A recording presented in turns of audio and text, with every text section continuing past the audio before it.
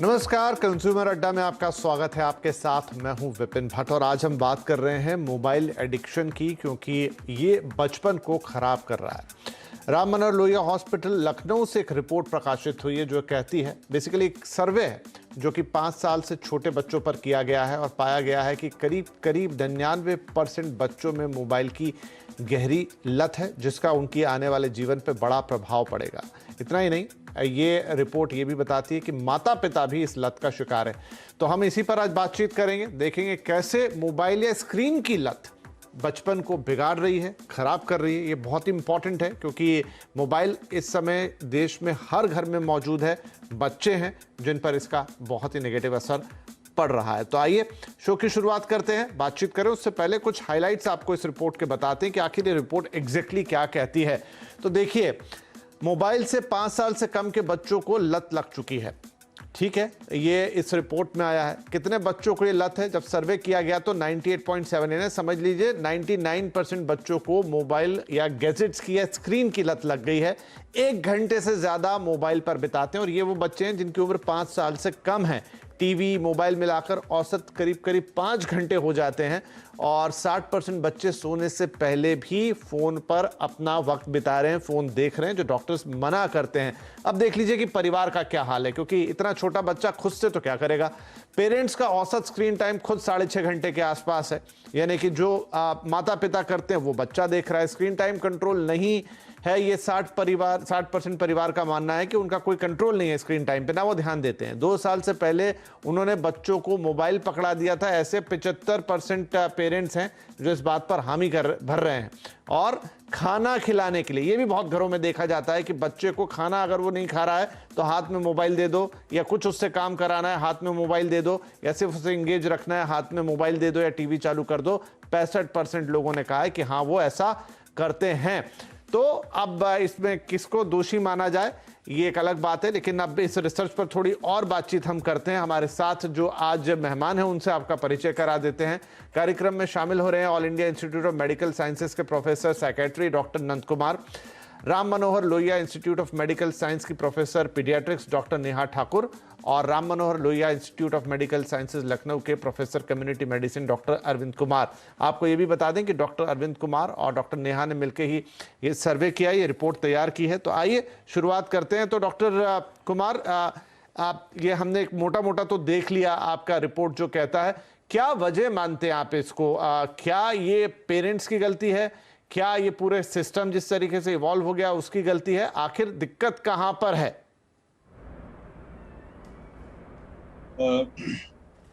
मैंने रिपोर्ट अभी देखा नहीं है, पर जैसा आपने बताया, जो मुझे दिखा स्क्रीन पे, अगर ब्रॉडर सेंस में देखें तो ये एक मोटा मोटी इट्स अ सोसाइटल इशू। मतलब ये कैन नॉट पिन पॉइंट कि बच्चे गलती है, पेरेंट की गलती है। ऐसा कुछ डेवलपमेंट हो चुका है पिछले 2-3 साल से। पहले तो ये अधिक था ही, मोबाइल की जो समस्या था या नेट या स्क्रीन टाइम की समस्या थी, पहले तो अधिक थी, लेकिन लास्ट 2 साल में, पिछले 2 साल में ये काफी बढ़ गई है। जो रिसर्च कंडक्ट किया है डॉक्टर ठाकुर ने, उनकी टीम ने, उसका डिटेल्स मुझे पता नहीं है, बट जी, तो हम उन्हीं से पूछ लेते हैं पहले। वैसे मैंने सवाल पूछा, सुनने में वो ऐसा आया कि क्योंकि आप दोनों के नाम अरविंद कुमार और नंद कुमार है, I think it seems like कि मैंने सवाल पूछा था दरअसल डॉक्टर अरविंद कुमार से। पहले उनसे थोड़ा सा रिपोर्ट का सिनॉप्सिस ले लेते हैं। जी डॉक्टर अरविंद कुमार। जी, ये जो रिसर्च हम लोगों ने की थी, बेसिकली ये ICMR द्वारा फंडेड एक रिसर्च प्रोजेक्ट था, जिसमें हमने 2 वर्ष से 5 वर्ष तक के लखनऊ में रहने वाले बच्चों को टारगेट किया था, ये देखने के लिए कि उनको कितनी लत लगी है स्क्रीन टाइम की। और हमने इसके लिए करीब 20 स्कूलों को टारगेट किया था, प्री स्कूल्स को, और उसमें हर स्कूल में 33 बच्चों को स्टडी किया था। देखिए, जो सवाल आपका है कि किसको दोषी ठहराया जा सकता है, शायद जैसा सर बोल रहे थे कि दोषी तो हम अभी किसी को भी नहीं ठहरा सकते हैं।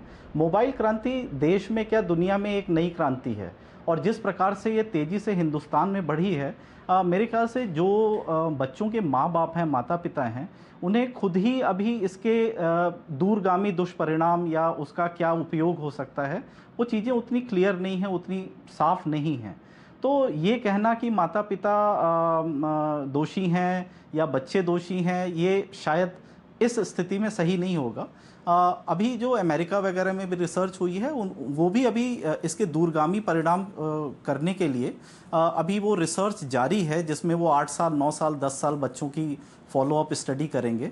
हमारा स्टडी तो एक पॉइंट पे हुआ है जिसको हम क्रॉस सेक्शनल स्टडी कहते हैं, कि एक साथ हमने इतने बच्चों को टारगेट करके और उनसे जानने का प्रयास किया कि क्या है उनमें मोबाइल का, और जैसा कि मेडिकल साइंस कहता है उससे कहीं ज़्यादा हमें मोबाइल की मतलब प्रॉब्लम मिली मोबाइल में, या मोबाइल टीवी सब मिलाकर हम बोले तो कहीं ज़्यादा प्रॉब्लम इसमें मिली है। चलिए ठीक है, तो नेहा जी आपकी जो ये रिसर्च बताती है इसमें आपने बहुत सारे इसके दुष्परिणाम बताए हैं, यहाँ तक कि बच्चों में इसमें हाई बीपी या फिर डायबिटीज और इस तरह की बीमारियां आगे चलते हुए हो सकती हैं। क्या इतना इम्पैक्ट डालता है इतनी छोटी उम्र में स्क्रीन का एक्सपोजर? बिल्कुल, स्क्रीन का एक्सपोजर जितना जल्दी और जितना ड्यूरेशन तक रहे, ज़्यादातर आप ऑब्ज़र्व करेंगे जब बच्चे स्क्रीन टाइम बढ़ाते हैं तो उनकी फ़िज़िकल एक्टिविटी कम हो जाती है। तो जब बच्चों की फ़िज़िकल एक्टिविटी ही कम हो जाएगी, एक्सरसाइज कम हो जाएगा, वो ज़्यादातर स्क्रीन के सामने बैठ के टाइम वेस्ट मतलब टाइम व्यतीत करेंगे और जंक फूड खाएंगे, तो वो प्रोन टू ओबेसिटी हो जाएगी।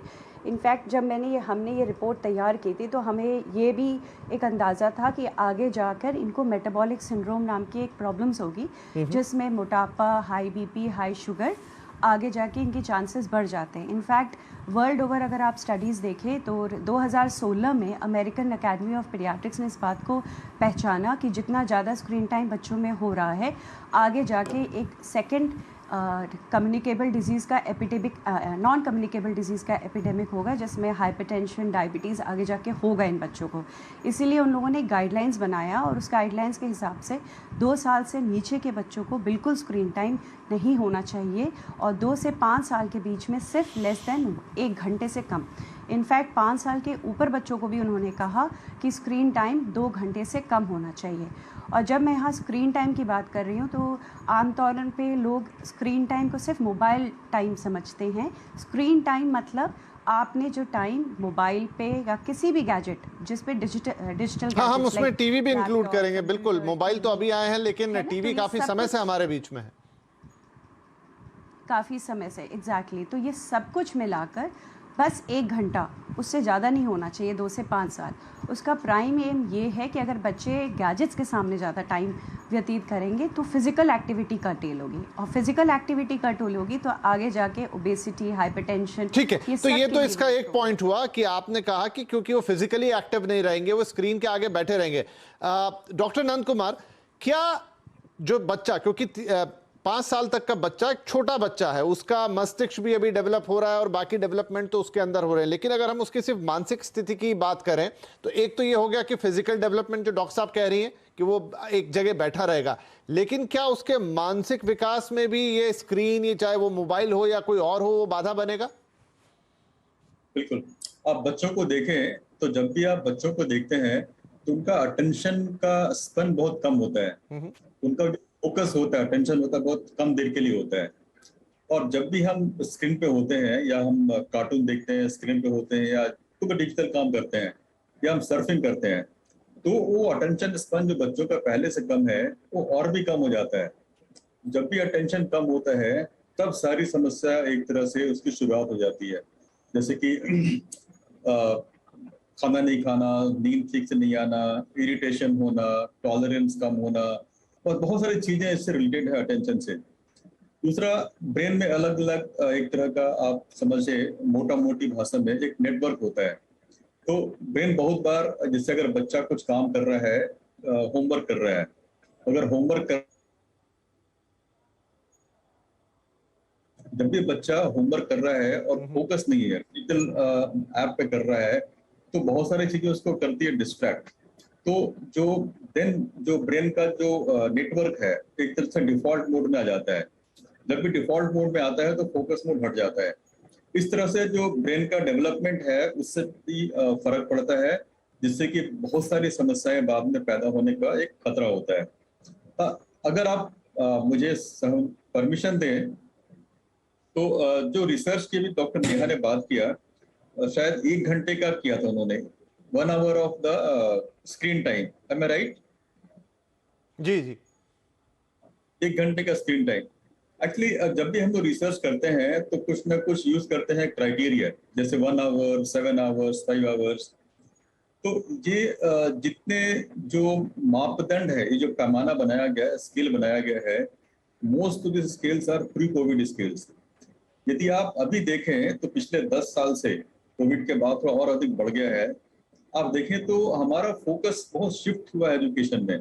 जैसे कि हम लोग बात करते हैं डिजिटल क्लासेस की, digital class, digital library, digital जी जी। Tuitions app, smart classroom, homework के ऐप भी आ गए हैं कि आप ऐप से होमवर्क कर सकते हो। Then most important, school WhatsApp group. आजकल जितना भी होमवर्क देते हैं, अलॉट करते हैं, प्लस पेरेंट्स के व्हाट्सएप ग्रुप होते हैं। तो ये जो स्क्रीन टाइम का जो कंसेप्ट है, 1 आवर, 2 आवर्स, 3 आवर्स, मुझे लगता है कि that has to be redefined. हाँ, पर ये डॉक्टर साहब, क्योंकि 5 साल से कम उम्र के बच्चों के लिए, हालांकि 5 साल का भी बच्चा स्कूल तो जाने लगता है, लेकिन इसमें 1 साल 2 साल जो जब आप मतलब आपका बच्चा शुरुआत में छोटा ही होता है, और अक्सर जैसे आप घर में देखिए कि खाना खिलाना है तो हाथ में मोबाइल पकड़ा दिया, या आपको डिस्ट्रैक्ट करना है, या सिंपल क्योंकि आजकल न्यूक्लियर फैमिलीज होने लग गई हैं, बच्चे को सिर्फ एंगेज करना है तो हाथ में मोबाइल दे दिया, ये बहुत कॉमन है। डॉक्टर अरविंद कुमार साहब, ये बताइए, क्योंकि जो मैंने अभी फिनोमेना बताया कि वो कर देते हैं, वो माता पिता की मजबूरी भी समझ लीजिए, क्योंकि 2 या 3 ही लोग हैं घर के अंदर, छोटा बच्चा है, मदर को कुछ काम करना है, कोई एंगेजमेंट है, आपने उसको मोबाइल दे दिया और बच्चा चुप हो गया। लेकिन अब उसकी आदत पड़ जाती है कि उसको खाना खाना है तो फिर मोबाइल ही चाहिए, वो बिना मोबाइल के खाना नहीं खाएगा। इस तरह की क्या आपकी रिसर्च में कोई निकली है चीज जिसमें कि बच्चे इस तरह के हैबिट पैटर्न डेवलप कर रहे हैं कि फिर उनकी डिपेंडेंसी, चाहे उनको कोई भी काम कराना, वो मोबाइल या किसी गैजेट पे बहुत बढ़ जाती है? जी, हमने इसको नापने की कोशिश की अपनी रिसर्च में, और हमने पेरेंट्स से ये सवाल पूछा कि जैसे खाना खाते समय तो पेरेंट्स ने अपने स्वयं वो मोबाइल फ़ोन बच्चों को दे दिया, लेकिन क्या ऐसा होता है कि बच्चा मोबाइल किसी खाली समय में देख रहा हो और अगर उसके हाथ से मोबाइल छीन लिया जाए तो उसमें कितना चिड़चिड़ापन, कितना गुस्सा होना, ये सारी चीज़ें। और इसमें भी हमारे सामने काफ़ी पेरेंट्स ने ये माना है, मोर देन 50% पेरेंट्स ने माना है कि हमारे बच्चों के सामने हाथ से जब मोबाइल फ़ोन लिया जाता है या टीवी बंद कर दी जाती है तो बच्चों में चिड़चिड़ापन आ जाता है, वो गुस्सा करने लगते हैं, जो कि बहुत सामान्य चीज़ नहीं है। मतलब एटलीस्ट इसको देखा जाए इस उम्र के बच्चों में कि अगर उनको मोबाइल फ़ोन बंद करने के लिए कहा जाए या ये ऐसी चीज़ें कही जाएं तो वो उस पर गुस्साएं, नाराज़ हों, तो डेफिनेटली कहीं ना कहीं असर ज़रूर कर रहा है मोबाइल फ़ोन।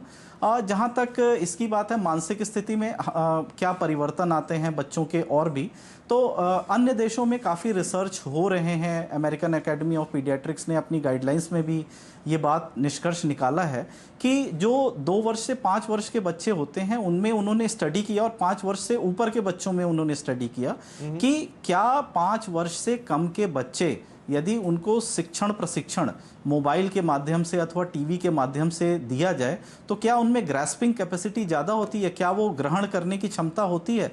तो नहीं, ये पाया उन्होंने कि नहीं, 5 वर्ष से ऊपर के बच्चे तो थोड़ा बहुत ग्रास्प कर लेते हैं, लेकिन 5 वर्ष से नीचे के बच्चे अमूमन ये मानते हैं कि जो भी टीवी में दिख रहा है ये सत्य नहीं है, ये जो उसमें व्यक्ति दिख रहा है ये असत्य है। उसकी बातों को जो सर बता रहे थे कि उनका एक जो अटेंशन स्पैन होता है वो बहुत कम होता है, तो वो उससे शिक्षा ग्रहण करने की क्षमता 5 वर्ष से छोटे बच्चों में बहुत कम होती है। तो जैसे हम बच्चों को अमूमन देखा गया है कि वो YouTube पे हमने लगा दिया राइम्स और बच्चे को सीखने के लिए कह दिया, तो बच्चा उसको इतना सीरियसली नहीं लेता जितना 5 वर्ष से ऊपर का बच्चा जितना सीरियसली ले सकता है। तो 5 वर्ष से कम उम्र के बच्चों में उन्होंने स्टडी ये की कि बच्चे को फादर के साथ, पेरेंट्स के साथ बिठा दिया और टीवी पर एक शैक्षिक कार्यक्रम चला दिया मोबाइल पे, इस कंप्यूटर स्क्रीन पे, और दूसरी ओर उन्होंने वही कार्यक्रम चलाने के बाद माता पिता से बोला कि अब आप इसको अपने बच्चों के सामने डेमोन्स्ट्रेट करके दिखाइए, उनको समझाइए। तो जिन बच्चों को माँ बाप ने समझाया था उनमें वो ग्रैस्पिंग कैपेसिटी कहीं अधिक पाई गई थी इन कंपैरिजन टू जो सीधे टीवी से देख रहे थे। ये डिफरेंस 5 वर्ष के ऊपर के बच्चों में कम हो जाता है। तो ये बच्चों का ये मान लेना कि 5 वर्ष से छोटे उम्र के बच्चों में ये हम उनको शिक्षा दे रहे हैं, प्रोबेबली ये बहुत सही नहीं है। और हमारी रिसर्च अभी 5 वर्ष तक के लिए ही सीमित नहीं, मुझे लगता तो नहीं कि कोई शिक्षा देने के लिए करता है। जैसे आपकी रिसर्च सही बताती है कि इट्स जनरली, मैंने कहा ना कि जो हमारे पास अब सोशो इकोनॉमिक जो हमारा पूरा स्ट्रक्चर बदल गया है, न्यूक्लियर फैमिलीज ज़्यादा होने लग गई हैं, मोबाइल तो अब सबके ही पास होते हैं।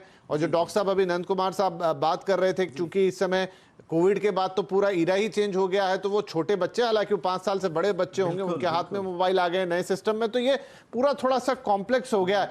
नेहा जी, ये बताइए कि क्या स्क्रीन क्वालिटी और नॉन क्वालिटी में भी डिफाइन की जा सकती है? मतलब ये स्क्रीन देख रहे हैं तो अच्छी है, लेकिन ये स्क्रीन देख रहे हैं तो खराब है, या ओवरऑल स्क्रीन ही खराब है अगर वो लिमिटेड टाइम से ऊपर जाती है? सर, सही सवाल है। एक्चुअली जब हम स्क्रीन को भी एक एजुकेशनल पर्पस और रिक्रिएशनल पर्पस, ये 2 पार्ट में हम डिवाइड कर सकते हैं। अभी आप ऑब्जर्व करिएगा, कुछ स्कूल में भी स्क्रीन पे भी एजुकेशन स्टार्ट किया गया है। तो द रिसर्च और जो हमारे गाइडलाइंस आज तक है वो यही कहते हैं कि आप टोटल स्क्रीन टाइम, एजुकेशन कम रिक्रिएशन, 2 से 5 साल के बीच में 1 आवर से नीचे ही रखें तो बेहतर है। और इसको करने के लिए जब आप देखें कि कुछ स्क्रीन फ्री डेज़ भी देने चाहिए बच्चे को, कि जैसे वीकेंड्स में जब मम्मी पापा घर पे हैं, तो हम ऑब्ज़र्व कर रहे थे कि हमारे स्टडी में ये पाया गया कि स्क्रीन टाइम दोनों समय पे सेम है, चाहे वीकेंड्स हो या वीकडेज़ हो। तो ये होना नहीं चाहिए। अगर एजुकेशनल पर्पसेस से भी हो रहा है तो एटलीस्ट वीकेंड के दौरान जब स्क्रीन टाइम आप अब कम कर सकते हैं। इनफैक्ट स्क्रीन फ्री डेज़ का कंसेप्ट होना चाहिए, जिसमें बच्चों को बिल्कुल भी स्क्रीन टाइम अलाउड नहीं होना चाहिए। उस समय बच्चे बाहर या तो फिज़िकल एक्टिविटी खेले या फिर आपस में इंटरेक्शन करें या सोशल प्ले करें। ये सब ग्रेजुअली अब हम देख रहे हैं कि कम होते जा रहा है, विच इज़ नॉट करेक्ट। और जब हमने रिसर्च पे क्वेश्चन भी पूछा तो हमने देखा कि 90% पेरेंट्स को पता ही नहीं था कि स्क्रीन फ्री डेज़ या स्क्रीन के टाइम लिमिट का भी कोई कंसेप्ट है। तो मुझे जो आपकी इनिशियल सवाल थी कि क्या पेरेंट्स रिस्पॉन्सिबल हैं, मुझे लगता है कि पेरेंट्स को पता भी नहीं है अभी कि स्क्रीन टाइम के हैज़र्ड्स या आफ्टर इफ़ेक्ट्स क्या होंगे, और हमें कैसे स्क्रीन टाइम को जुडिशियसली यूज़ करना चाहिए फॉर एजुकेशन एंड रिक्रिएशन। और टोटल ड्यूरेशन पर डे मतलब should not be more than 1 hour, और वीकेंड्स पे हमें स्क्रीन टाइम अलाउ ही नहीं करना चाहिए। इनफैक्ट हमें फिजिकल एक्टिविटी। तो ये अच्छा सुझाव है आपका, जिस तरीके से ये बचपन को खराब कर रहा है। राम मनोहर लोहिया हॉस्पिटल की एक रिसर्च है, एक रिपोर्ट है, जिस पर आज हमारी बातचीत केंद्रित है। तो डॉक्टर नंद कुमार, क्योंकि इस रिपोर्ट में ये भी कहा है कि पेरेंट्स भी इक्वली, मतलब बच्चे तो चलिए 1 घंटे का एवरेज है, पेरेंट्स का जो एवरेज निकल रहा है वो 6.5-7 घंटे का निकल रहा है। और दोनों ही चीजें शायद ये बड़े लोगों के लिए भी ठीक नहीं है एज ए पेरेंट, और जो बच्चे उनको देख रहे हैं तो वो एक कॉम्प्लेक्स सा विशियस सर्कल बन जाएगा। सही। एक्चुअली मुझे लगता है कि हमें इसको समझना पड़ेगा एक वाइडर पर्सपेक्टिव में। जैसे मान लीजिए कि पेरेंट्स का स्क्रीन टाइम अधिक है। इस रिसर्च ने 2 इम्पोर्टेंट क्वेश्चन रेज किए हैं। एक तो है अवेयरनेस का, दूसरा है कम्युनिकेशन का। अवेयरनेस इन द सेंस कि पेरेंट्स अवेयर नहीं होते हैं and they need to learn the communication without mobile. ये जो 6.5 आवर्स का स्क्रीन टाइम है, अगर हम इसको बिल्कुल ब्लैक एंड व्हाइट में देखें तो लगता है कि बिल्कुल पैथोलॉजिकल है। बट हमें कहीं न कहीं एक मार्जिन देना पड़ेगा कि पेरेंट्स का जॉब क्या है, वो किस तरह का जॉब है, वर्क फ्रॉम होम कर रहे हैं कि बाहर से काम नहीं करना चाह रहे हैं, या स्टॉक ट्रेडिंग में काम कर रहे हैं। बहुत सारी चीज़ें ऐसी है जो हम देखते हैं, तो हमें वो समझना पड़ेगा उस चीज़ों को। सो इट्स फाइन कि बच्चे इमिटेट करते हैं। No, the most of learning is social learning. बच्चे उनको देख के सीखते हैं, बट कहीं ना कहीं एक हमें डिवाइड क्रिएट करना पड़ेगा कि बच्चे क्या सीखें क्या नहीं सीखें। जो अभी डॉक्टर साहब बता रहे थे, डॉक्टर अरविंद, कि पेरेंट्स बोलते हैं कि बच्चे खाना नहीं खाते, मोबाइल नहीं देते हैं, तो मेरे ख्याल से इम्पोर्टेंट क्वेश्चन ये है कि उनको अवेयर करना पड़ेगा हमें इस रिसर्च के माध्यम से कि ये हैबिट उनका पड़ा है, इसके बाद ऐसा हुआ है। अगर वो हैबिट नहीं होता, उनका ब्रेन कंडीशन नहीं होता तो रोते नहीं हो। सो उनको केवल दिख रहा है कॉन्सिक्वेंसेस, बट जो उसको शुरुआत हुई और they are not able to look into that, उसको नहीं देख पा रहे हैं। इसलिए मैंने कहा कि एक अवेयरनेस इज वेरी इंपॉर्टेंट। इस रिसर्च के बेस पे जी कुछ अवेयरनेस प्रोग्राम हम लोग बना सकते हैं, जो मेड जो रिसर्च की टीम है। ठीक है, तो मैं डॉक्टर अरविंद कुमार, क्या आपके रिसर्च कोई यहाँ से टेक अवे भी देती है कि आपको ये चीजें करनी चाहिए, इतना रिस्ट्रिक्ट हो जाना चाहिए? देखिए, हमारी रिसर्च में एक चीज़ जो निकल कर सबसे इम्पॉर्टेंट चीज़ सामने आई है कि हमारे देश में प्रोबेबली जो हमारे बच्चों के माता पिता हैं उनको इस बात की जानकारी नहीं है कि शायद ये मोबाइल की लत जो बच्चों को लग रही है उससे दूरगामी परिणाम भी होते हैं। नई चीज़ है, 2016-17 से काफ़ी तेज़ी से हर पेरेंट्स के हाथ में मोबाइल आया है, हाई स्पीड इंटरनेट आया है, तो शायद अभी उनको समझने में वक्त लगेगा। लेकिन इस चीज़ की बड़ी आवश्यकता है कि हर माता पिता को इस चीज़ के लिए पूरी तरह से सेंसिटाइज किया जाए, बताया जाए उनको कि ये एक नई चीज़ है। और वेस्टर्न कंट्रीज़ जो डेवलप्ड कंट्रीज़ हैं उन्होंने रेस्ट्रिक्शंस लागू कर रखे हैं। हमारे देश में भी इस तरह की योजना चीज़ें बननी चाहिए कि पेरेंट्स को अवेयर किया जाए। नहीं, आप सही कह रहे हैं। वैसे सर, मेरा समय समाप्त हो रहा है और हम वक्त वक्त पे मेरे हिसाब से 2-3 साल 4 साल से इस तरह के कार्यक्रम कर रहे हैं, लेकिन जो आपकी फाइंडिंग्स निकली है, जिस तरह के जवाब आपको अपनी रिपोर्ट में मिले या रिसर्च में मिले, उससे लगता है कि पेरेंट्स ने ईमानदारी से जवाब दिए हैं और वो तभी आए होंगे जब उनको इस बात का अंदाजा ही नहीं रहा होगा कि ये इतना खराब भी है। तो आई थिंक सही आपका कहना, एक अवेयरनेस बहुत जरूरी है। शायद हमें लगता है कि मेट्रोज में हम टीवी शोज कर देते हैं तो यहां पर ये सब तक पहुंच रहा होगा, लेकिन इसको और अंदर तक पहुंचाने की जरूरत है, क्योंकि मोबाइल तो मेरे ख्याल से अब लास्ट माइल तक पहुंच चुका है। छोटे छोटे गांव कस्बे सबके पास मोबाइल है और इंटरनेट भी है, और वहीं से फिर ये चीजें आगे बढ़ती हैं और इसका बहुत प्रोडक्टिव यूज भी है, ऐसा नहीं है। लेकिन उस प्रोडक्टिव यूज को कैसे लेके आना है और इसमें से जो दिक्कतें वाली चीजें हैं उसको कैसे कम करना, और एक डिसिप्लिन, डिजिटल डिटॉक्स वाले डिसिप्लिन कह लीजिए, डिजिटल डिसिप्लिन कैसे लाना, उसकी अवेयरनेस बड़ी इंपॉर्टेंट है। आई थिंक उसमें आपकी रिपोर्ट काफी सहायक होगी। बहुत शुक्रिया। विषय बहुत गहरा भी है, बड़ा भी है, लेकिन समय थोड़ा सीमित है, लेकिन फिर भी आई थिंक काफी बातें यहाँ पर जो इंपॉर्टेंट थी वो हो गई हैं। इसीलिए आप तीनों ही महानुभावों का बहुत शुक्रिया। आई होप कि इससे कई लोगों को अब दोबारा सोचने के लिए मदद मिलेगी कि वो अपना कितना स्क्रीन टाइम फिक्स करें और उससे अपने बच्चों को किस हद तक दूर रखें। नमस्कार।